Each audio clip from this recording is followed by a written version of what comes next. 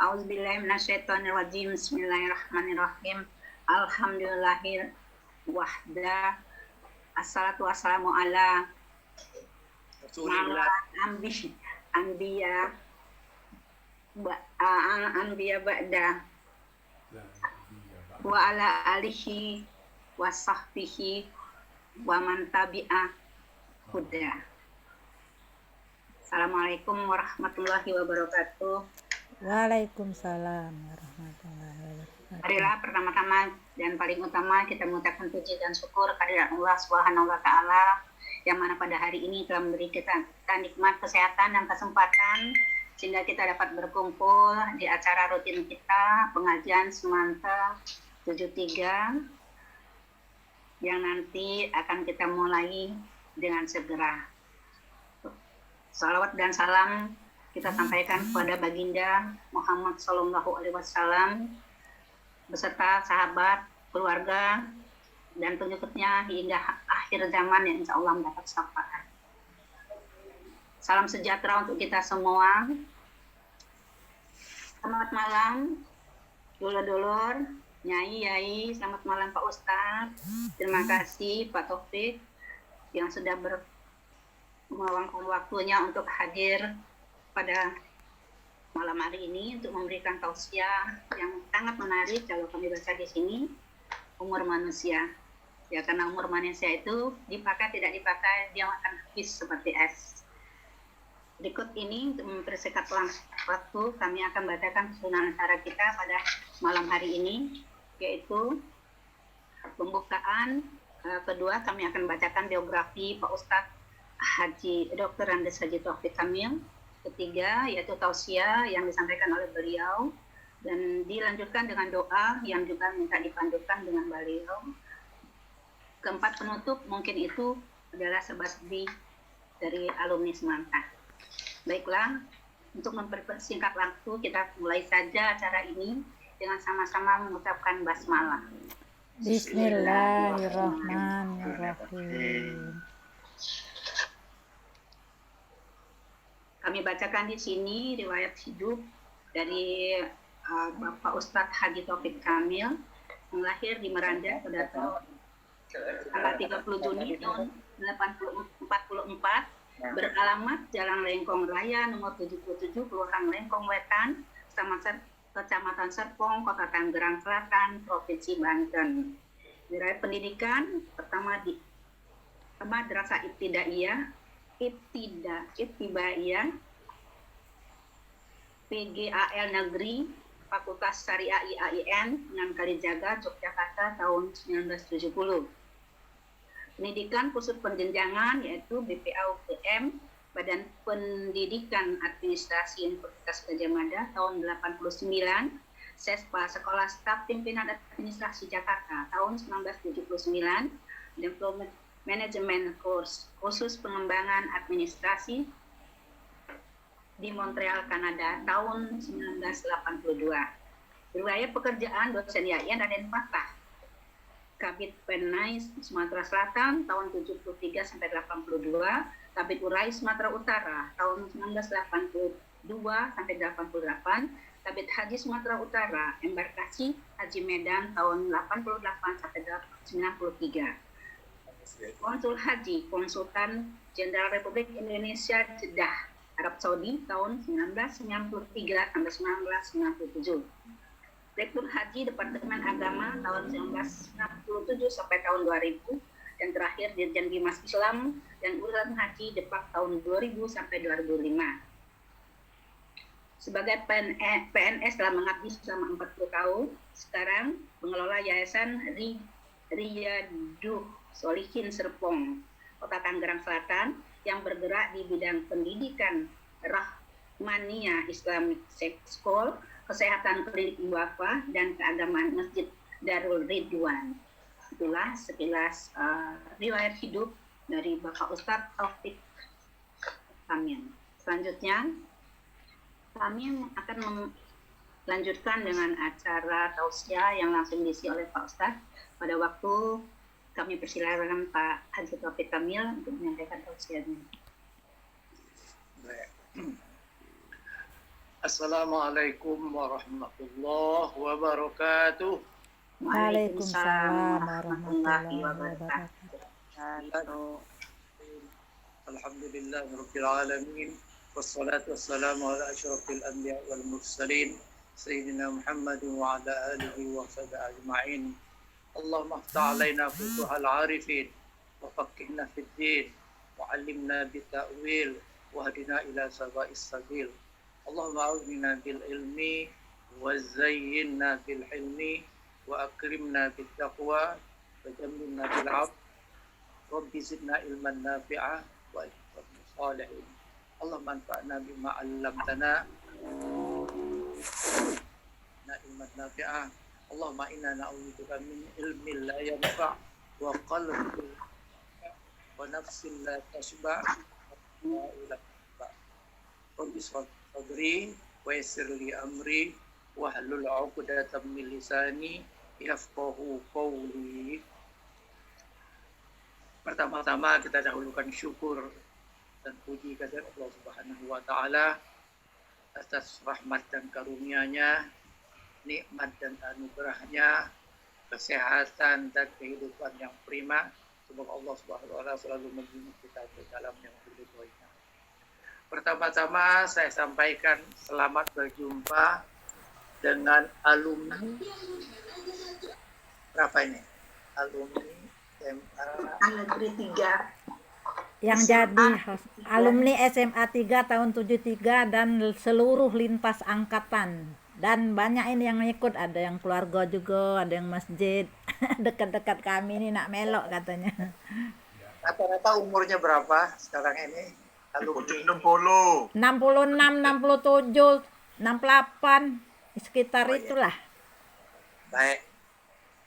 Pertama, saya ingin menyampaikan berita gembira.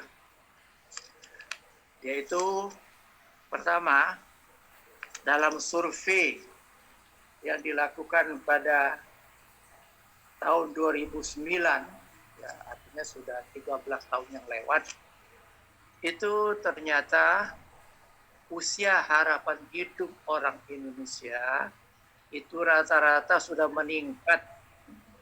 13 tahun yang lewat itu menjadi sekitar 70 tahun. Kalau sekarang tentu lebih. Kita patut bersyukur dengan pencapaian ini, walaupun masih kalah dengan orang Amerika 80 tahun dan orang Jepang 85 tahun. Satu hal yang menarik, ada 3 suku etnis yang usia harapan hidupnya di Indonesia rata-rata di atas orang Indonesia pada umumnya. Siapa itu? Pertama, orang Yogyakarta.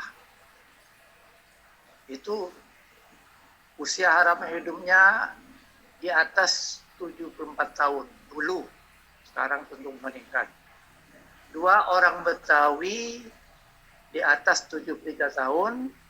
Dan yang ketiga, orang Manado di atas 70 tahun. Mengapa? Karena orang Jogja hidupnya tenang, sabar, makanan yang bergizi tinggi, tahu, tempe. Orang Betawi periang dan ceria, makanannya sayur-sayuran dan gado-gado.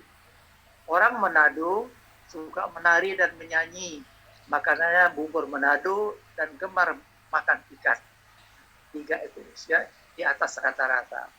Itu berita gembiranya. Alhamdulillah, kalau sekarang tentu sudah meningkat usia rata-rata harapan hidup.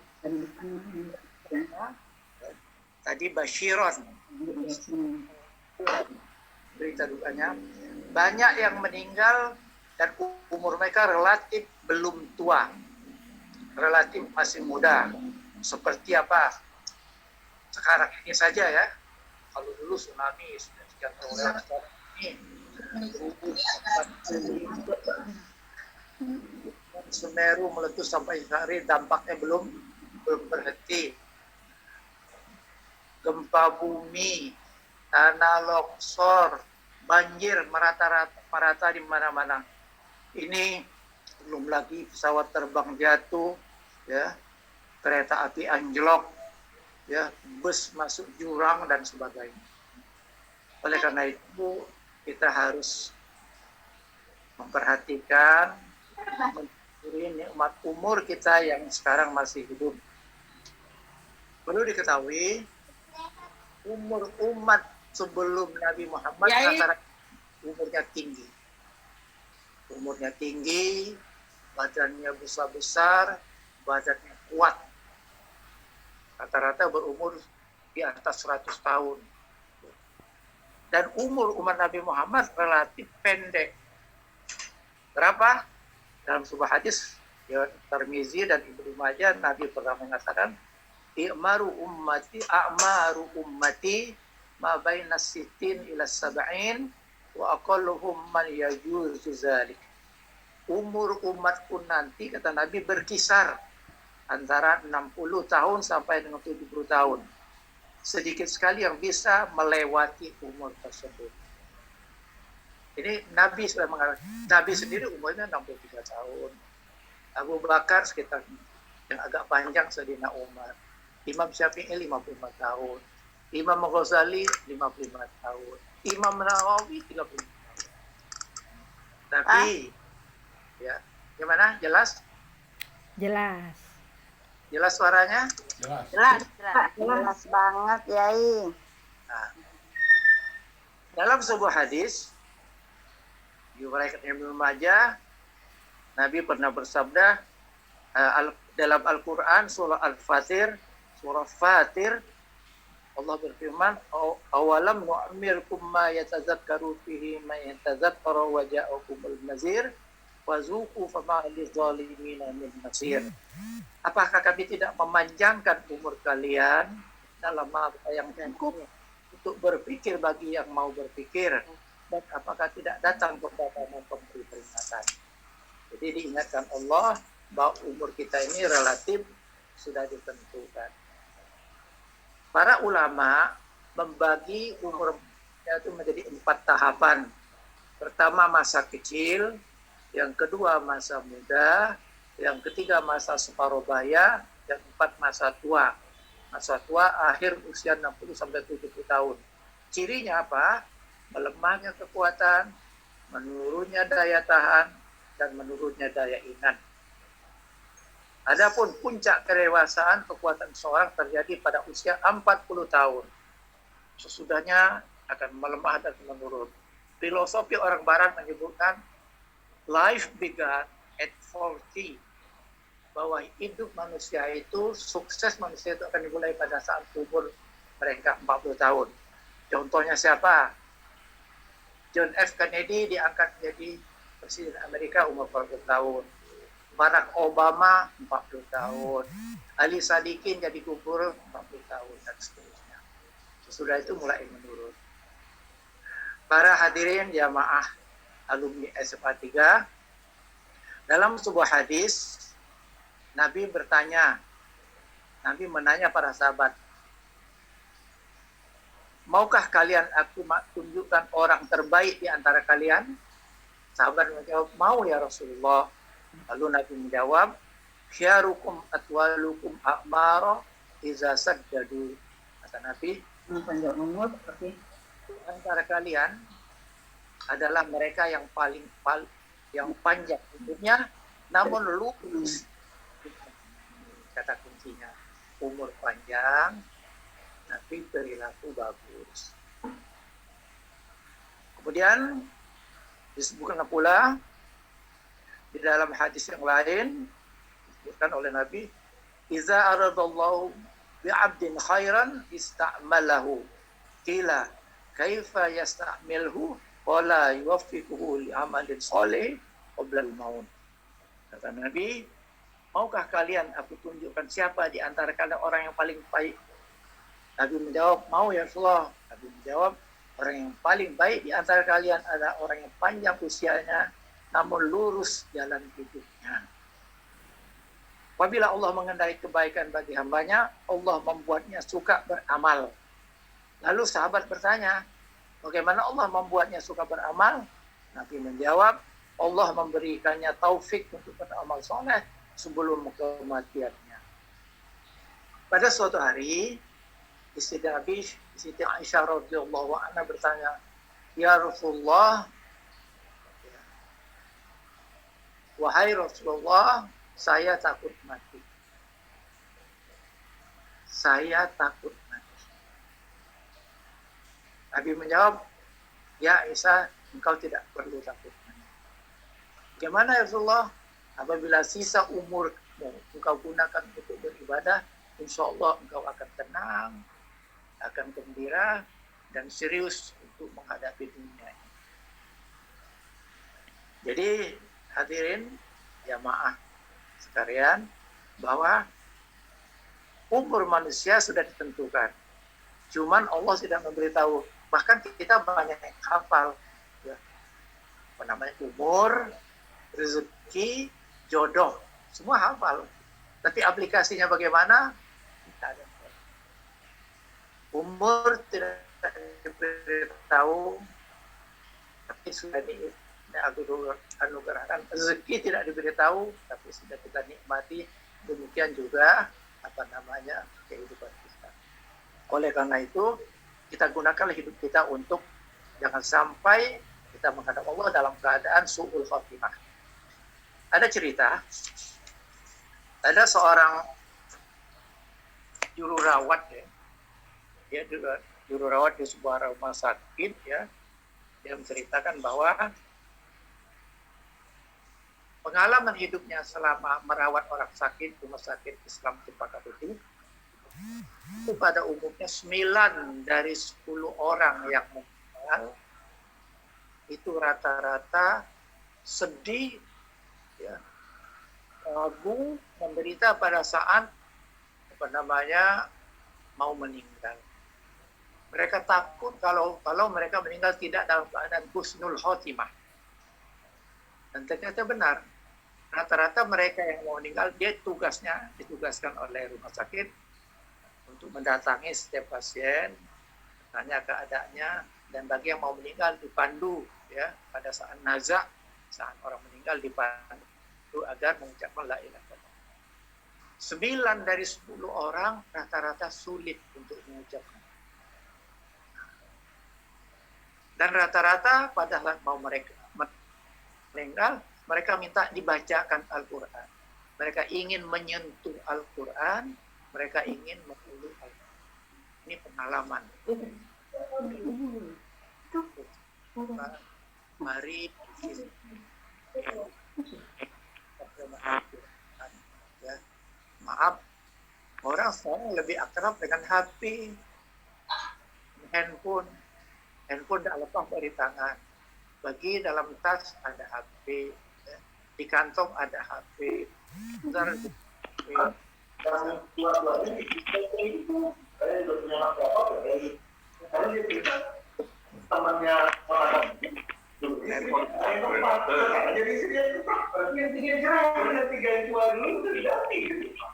Gimana kok berisik?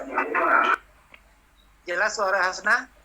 Jelas. Hasna? Iya, jelas. Tadi ada yang baru masuk. Oh gitu ya. Ahlan wa sahlan yang baru datang. Ya. Jadi oleh karena itu, mari kita renungkan, ya, hakikat umur kita dan kita syukuri. Kenapa? Karena yang malakal maut itu akan datang, konon kabarnya dalam sebuah hadis, mereka setiap harinya 70 kali datang mendatangi kita. Kita aja tidak lihat. 70 kali. Bayangin. Karena itu banyak orang yang takut mati. Tapi biasanya dengan qada Allah, orang akan meninggal pada tempat yang sudah ditentukan. Dan Allah tidak memberitahu tempat itu. Ini pengalaman, ya, kisahkan pada saat Nabi Sulaiman. Nabi memberikan tausiah kepada umatnya, kepada pengikutnya. Tiba-tiba datang malaikat maut. Nabi Sulaiman nanya, kok datang? Ada apa? Saya akan mencabut nyawa seseorang. Di mana? Itu Nabi Sulaiman yang duduk samping Anda itu yang masih cabut. Lalu apa masalahnya? Dalam qadar yang ditentukan Allah, dia meninggalnya bukan di Palestina ini. Di mana? Dia meninggalnya di India. jauh. Palestina, India, itu terbang bisa 5 jam dengan pesawat. Gimana caranya?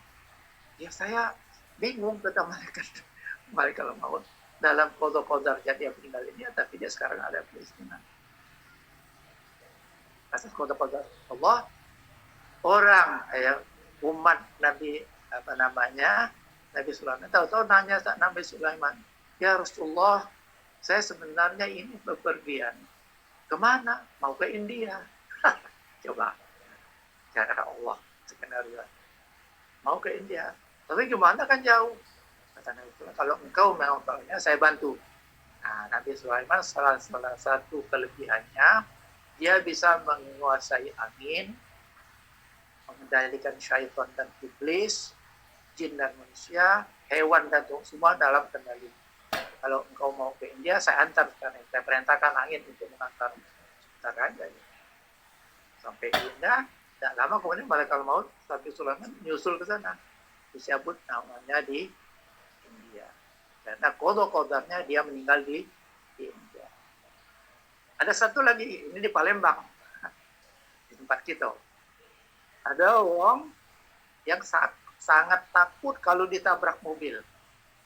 Kapan dia berjalan di trotoar, sampai di lama. sampai di pasar, ya, Oke. yang Lama. kios yang kosong, minggir, nyeruduk, masuk kios, nabrak orang ini, meninggal di pasar Kuto. Ini maut itu. Nah, kita tidak tahu di mana. Yang penting kita tidak perlu tahu di mana kita meninggal, tapi yang penting kita meninggal dalam keadaan husnul khotimah. Wafat dalam keadaan husnul khotimah. Bagaimana caranya? Ini banyak caranya. Pertama, ya, ada doa yang lazim kita ucapkan, ya, doa di pagi hari dan sore hari. Allahumma ilman nafi'a wa tinfa. Allah khtimna bi husnil khotimah wa la tahtimna ya Allah bi su'il khotimah. Ya. Allahumma inna taubatan qabla al-maut wa rahatan wa syahadatan 'indal maut wa ghafran ba'da al-maut. Jadi kita minta meninggal dalam keadaan husnul dan ini akan ditentukan oleh kebiasaan hidup kita. Ya. Kalau kebiasaan kita baca Al-Quran, insya Allah kita meninggal dalam keadaan membaca Al-Quran. Kalau kita ahli sholat wajib dan sholat sunat, insya Allah. Banyak kan ditayangkan di televisi, orang yang meninggal lagi sholat, blek ya. Kita baru baca. Blek. Ini bagus. Bagaimana kalau kita dalam keadaan maksiat, lalu meninggal, Masya Allah. Nah, oleh karena itu, jangan sampai kita dalam kehidupan kita lalai, sehingga kita pada saat Allah mencabut nyawa kita dalam keadaan yang tidak bagus. Oleh karena itu, mari ya kita usahakan di sisa umur kita untuk selalu dekat dengan Allah. Yang kedua, ini paling penting ya, supaya kita di dalam hidup ini, dalam mengisi sisa umur kita, ada beberapa pointers yang perlu kita renungkan. Diceritakan satu hari Nabi Musa ya bertanya kepada Allah, ya Allah, kapan saya meninggal? Itu ada, kata Allah. Ada pada dirimu tanda-tandanya. Apa? Coba ambil rambutmu. Rambutnya cabut. Ternyata sudah ada ubannya. Nah, itu tandanya kau tidak lama lagi akan meninggal. Jadi rambut putih itu, uban itu tanda peringatan dari Allah bahwa umur kita sudah. Tapi sekarang banyak orang masih muda, rambutnya berubanan. Itu lain, itu penyakit. Tapi yang normal ya. Nah, sekarang perlu kita perhatikan ada beberapa hal. beberapa hal yang harus dihindari dan yang harus seyogianya dilakukan pada saat umur kita sudah berusia 60 tahun ke atas.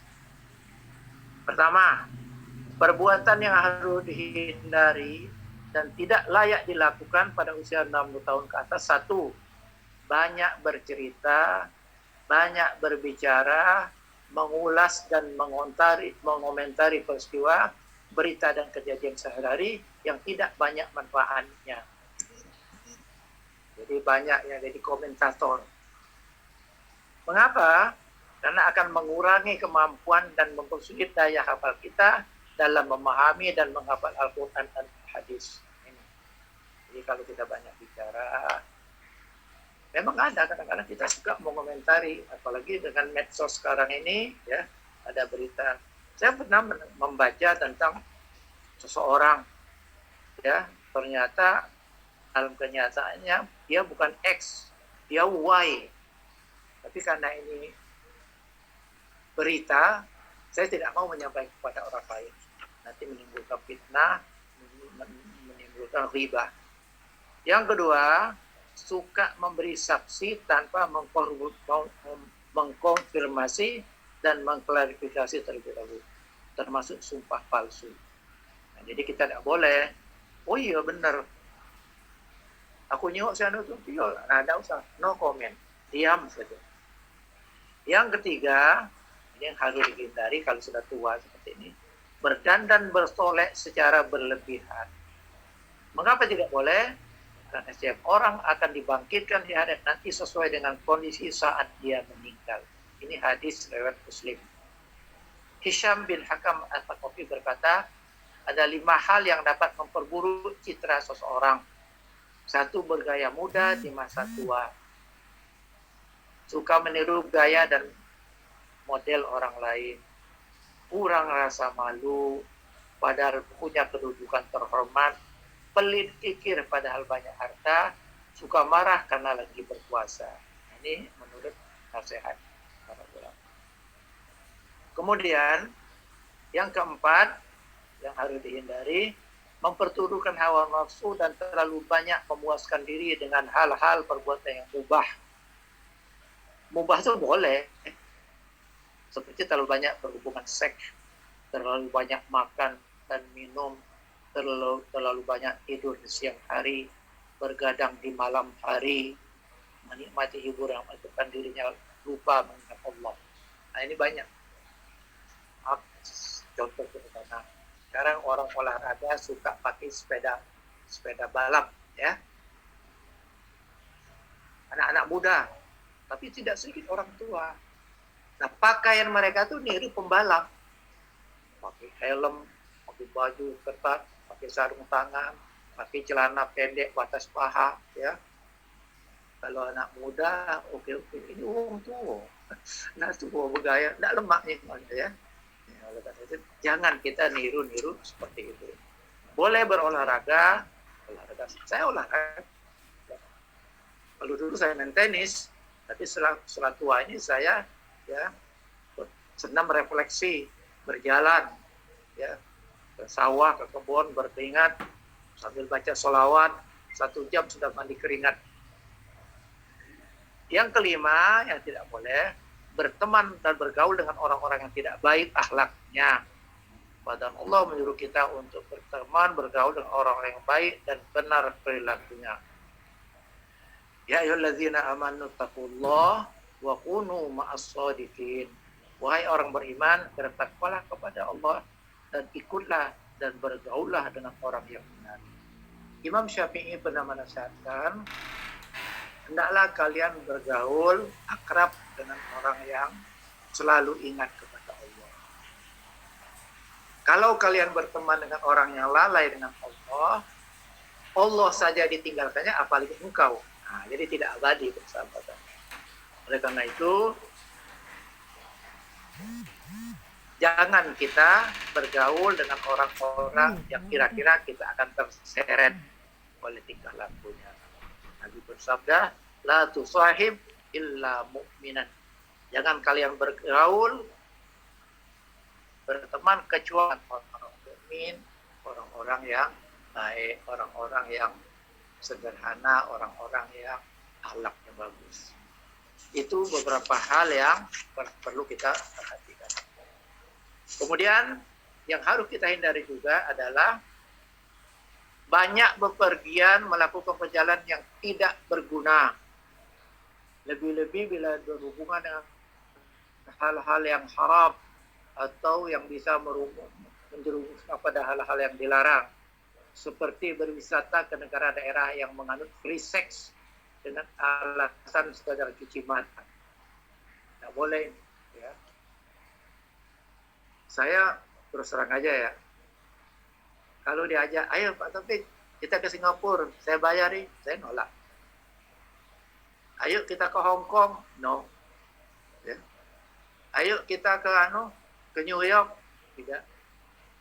Maaf ya, saya kebetulan sudah semua ke sana. Ya. Ke Amerika, ke Kanada, ke Eropa, dan sebagainya. Itu hanya kesenangan fisik mata saya. Menara Eiffel. Tapi batin kita tidak puas. Tapi kalau orang ngajak umroh, oke. Beda ya. Jadi perjalanan spiritual. Sekarang ini ada tren sambil ke Turki, sambil ke Istanbul melihat peninggalan. Umroh sambil ke Kairo, tidak apa-apa.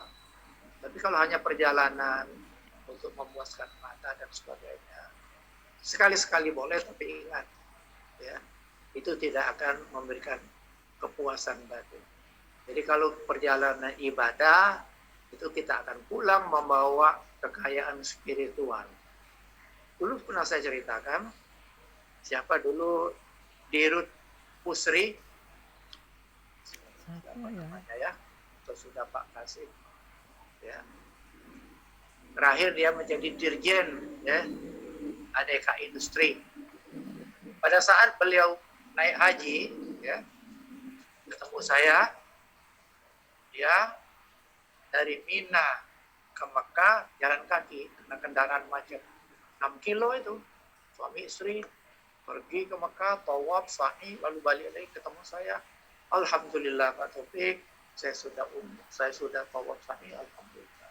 Nikmat, dia rangkul saya. Dia ceritakan terus terang ya Pak Taufik, saya Dirut Pusri. Kemana-mana perjalanan selalu kelas 1 eksekutif, pesawat, hotel. Tapi di Mekah, haji tidur menggelesak bersama jamaah. Jalan kaki. Tapi katanya nikmat. Nah, insya Allah Bapak hajinya mabrur. Karena Bapak menikmati haji yang penuh penderitaan. Nah ini. Jadi oleh karena itu hadirin hormat, boleh kita berjalan, tapi ingat jangan membuat kita lalai. Saya kebetulan sudah keliling dunia ya. Saya kalau ke Paris yang saya cari Islamic Center-nya di mana. Saya kalau ke London ke Islamic Center-nya di mana. Lalu itu yang saya lihat. Sehingga dengan demikian kita selalu dekat Allah. Ada cerita 2 orang sahabat pelaut. Satu muslim, satu non muslim. Jadi setiap kapal berlabuh di Singapura, di Hong Kong ya, di Jepang. Ini yang muslim ini selalu ngajak temannya ini, ayo kita ke masjid dulu, cari masjid. Dia sholat, temannya nunggu di luar masjid. Setiap pergi gitu, lama-lama teman tertarik. Oh, engkau kok senang sih? Ya, saya di mana-mana harus dekat dengan Allah. Saya menikmati. Lama-lama temannya masuk Islam. Ya, karena melihat ketenangan, kedamaian, tidak peduli dimanapun. Ya, wa huwa ma'akum aina ma kuntum. Bahwa Allah itu selalu bersama kalian dimanapun kalian berada. Dia merasakan nikmat.